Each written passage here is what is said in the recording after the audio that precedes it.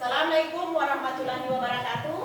Waalaikumsalam warahmatullahi wabarakatuh. Selamat pagi. Pagi. Apa kabar kalian hari ini? Alhamdulillah luar biasa. Tetap semangat. Allahu Akbar. Ya, baik.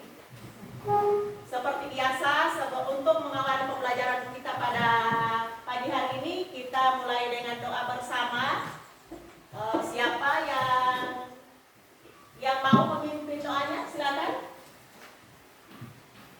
Siap berdoa belajar. Siap. A'udzubillahi minasyaitonirrajim. A'udzubillahi minasyaitonirrajim. Bismillahirrahmanirrahim. Bismillahirrahmanirrahim. Alhamdulillahirabbil alamin. Alhamdulillahirabbil alamin. Ar-Rahmanirrahim. Ar-Rahmanirrahim. Maliki yaumiddin. Maliki yaumiddin. Iyyaka na'budu wa iyyaka nasta'in. Iyyaka na'budu wa iyyaka nasta'in. Ihdinas siratal mustaqim. Ihdinas siratal mustaqim. Siratal ladzina an'amta 'alaihim. Siratal ladzina an'amta 'alaihim. Ghairil maghdubi 'alaihim waladdallin. Ghairil maghdubi 'alaihim waladdallin. Amin. Amin. Bismillahirrahmanirrahim. Bismillahirrahmanirrahim. Raditu billahi rabban. Raditu billahi rabban. Wabil islami dina. Wabil islami dina. Nabi Muhammadin nabiyya wa rasulah. Nabi Muhammadin nabiyya wa rasulah. Rabbi zidni ilman. Rabbi zidni ilman. Warzuqni fahman. Warzuqni fahman. Sadaqallahul azim. Sadaqallahul azim. Baik, terima kasih. Semoga kalian menjadi anak-anak yang pintar. Semoga materi yang kalian pelajari pada hari ini mudah kalian pahami, mudah kalian mengerti, dan mudah kalian ingat. Nah, sekarang Ibu cek dulu kehadiran. Ada yang tidak hadir pada hari ini? Ada. Berapa orang? 3. Apa ada kabar? Ada. Kabarnya apa? Sakit. Ya, mari kita doakan bersama. Semoga yang sakit agar cepat sembuh, dan bagi yang izin semoga urusannya cepat selesai dan bisa bergabung bersama kita dalam melaksanakan pembelajaran. Amin. Nah, silakan kalian perbaiki dulu tempat duduk. Bajunya dirapikan. Yang ada di atas meja itu hanya buku PKN, yang selain buku PKN itu dimasukkan dulu di dalam laci. Bila ada sampah-sampah yang di seputaran kalian itu dibuang dulu pada tempatnya agar tidak mengganggu proses pembelajaran kita pada hari ini. Nah, sekarang kita buat kesepakatan kelas dulu ya.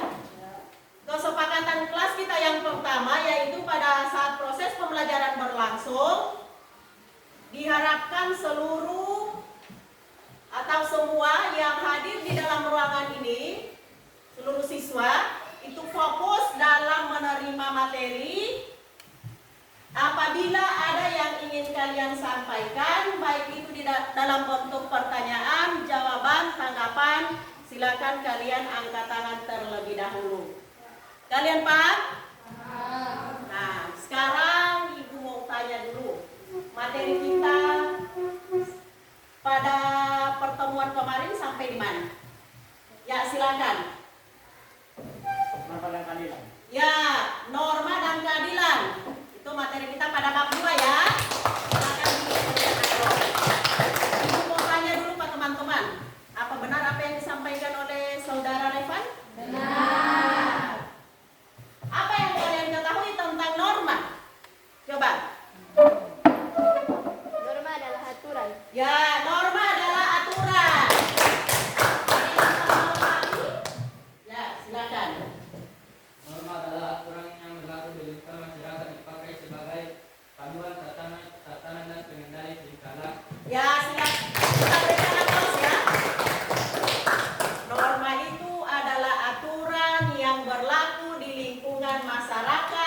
dipakai sebagai tatanan, panduan, dan pengendali tingkah laku.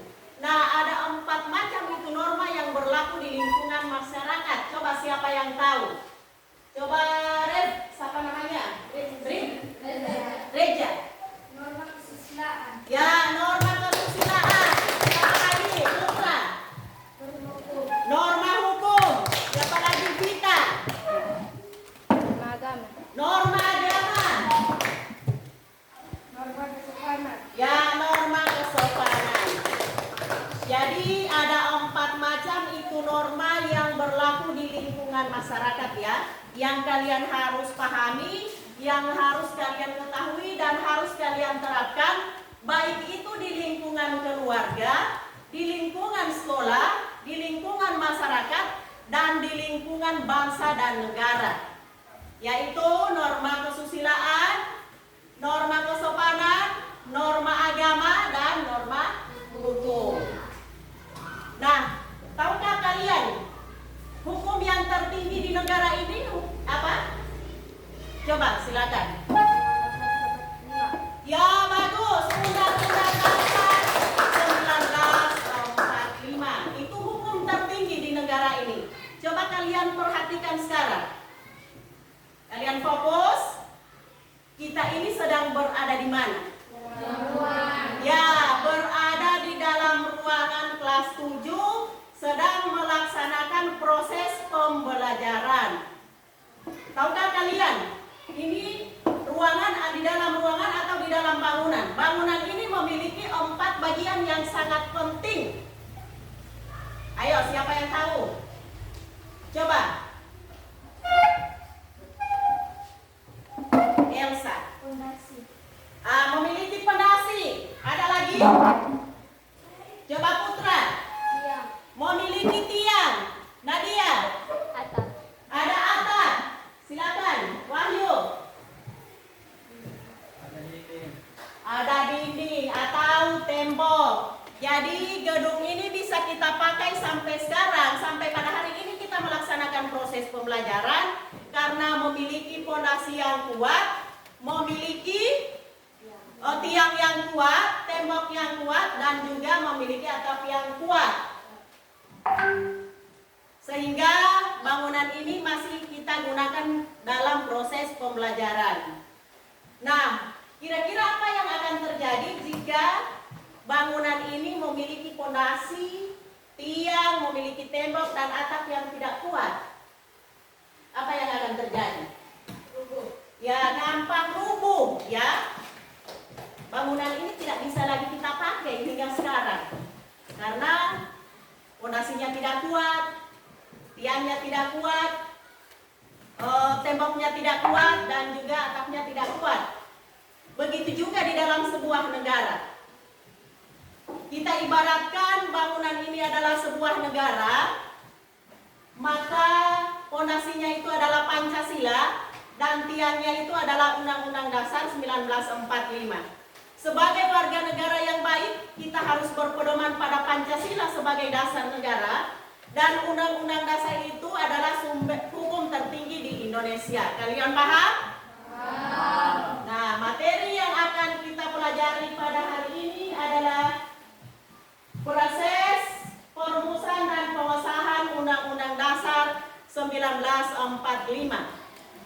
Adapun manfaat yang akan kalian peroleh setelah melaksanakan proses pembelajaran ini, yang pertama kalian dapat mengetahui bagaimana para pendiri negara merumuskan dan merancang undang-undang ini melalui sidang BPUPKI dari tanggal 10 sampai dengan tanggal 17 Juli 1945 yang dilaksanakan oleh Panitia Perumus Hukum Dasar dan Panitia Perancang Undang-Undang Dasar. Begitu juga proses perumusan undang-undang yang dilaksanakan pada sidang PPKI tanggal 18 Agustus 1945.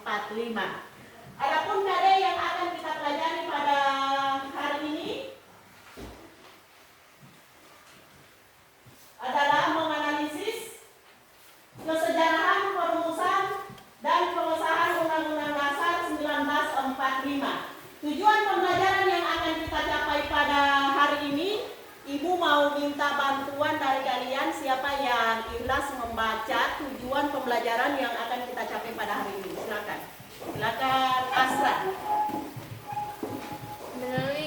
kegiatan mengamati video materi dan video cerita sejarah terkait proses perumusan dan pengesahan Undang-Undang Dasar tahun 1945.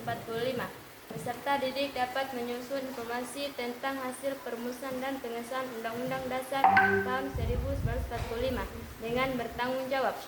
Melalui kegiatan mengamati video materi dan video cerita sejarah terkait proses perumusan dan pengesahan Undang-Undang Dasar tahun 1945.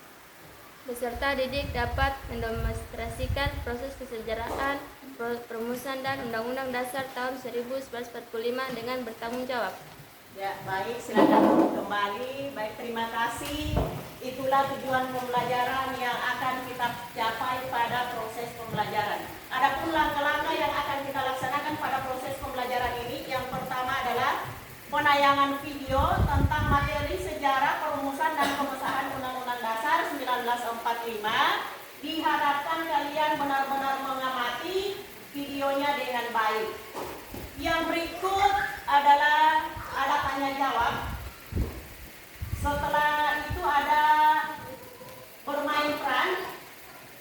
Dan yang terakhir adalah post test. Post test ini dilaksanakan dalam bentuk quiz word wall. Jadi itulah langkah-langkah pembelajaran yang akan kita laksanakan pada proses pembelajaran ini.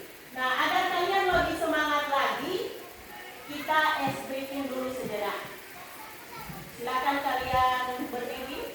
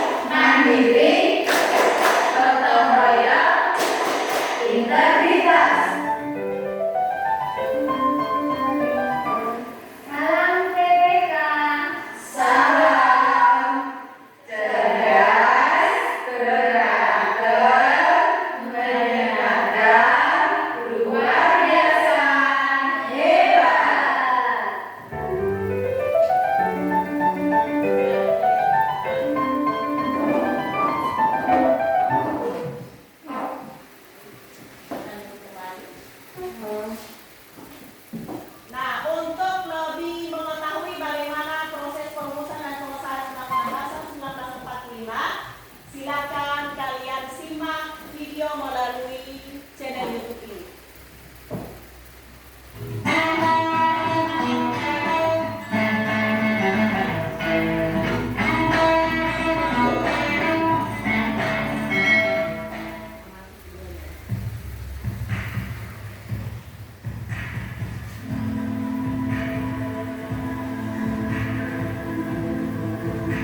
Belanda dengan masa penjajahannya sudah menjadi bagian dari sejarah bagi bangsa Indonesia.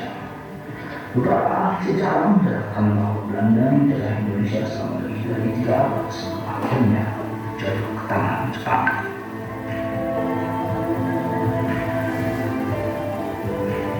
Namun, penjajahan Jepang di Indonesia tidak berlangsung lama. Semakin menambahnya kekuatan Jepang di benua Asia memberi signal kepada bangsa Indonesia untuk segera bertindak. Indonesia langsung tidak cepat memanfaatkan peluang emas untuk mewujudkan suatu kemerdekaan.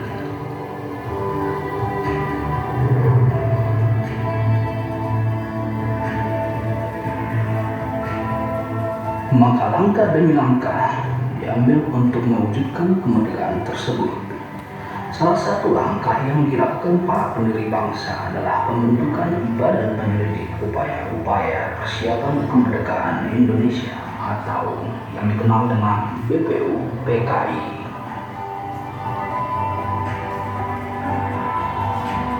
Pada sidang BPUPKI yang pertama yang dilaksanakan pada tanggal 29 Mei sampai dengan 1 Juni, dibentuk panitia-panitia kecil.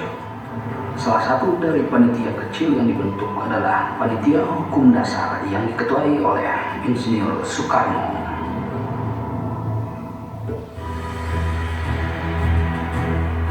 Di luar persidangan BPU PKI, tepatnya pada tanggal 22 Juni tahun 1945, panitia kecil mengadakan rapat gabungan dengan anggota BPU PKI yang dilaksanakan di Jakarta. Hasil rapat panitia kecil perumusan dasar negara adalah rancangan Undang-Undang Dasar dengan mukadimah Hukum Dasar Negara Indonesia yang dikenal dengan nama Piagam Jakarta.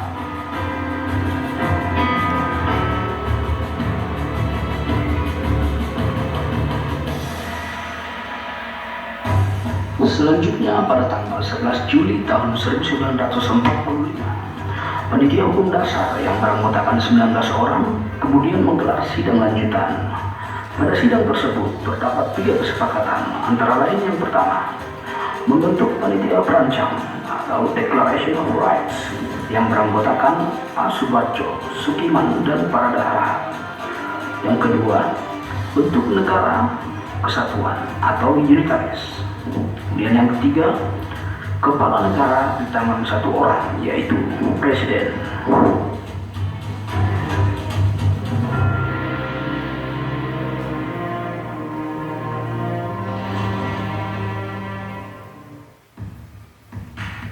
Setelah dibentuk, panitia perancang undang-undang bertugas untuk merancang isi undang-undang dasar.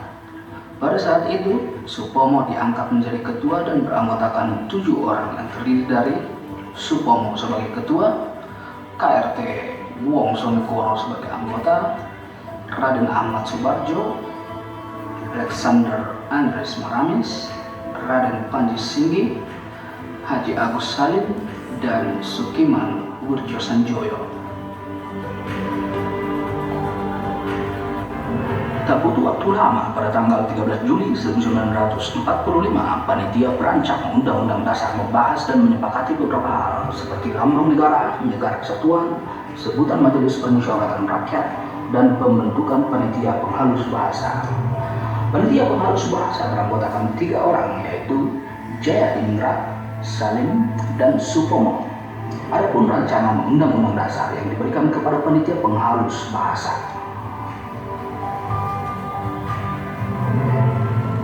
Keesokan harinya, BPU PKI menggelar sidang pleno yang beranggotakan pembacaan tentang pernyataan kemerdekaan. Panitia perancang Undang-Undang Dasar melaporkan hasil kerjanya. Pada saat itu, terdapat 3 pokok yang disampaikan dalam laporannya, antara lain pernyataan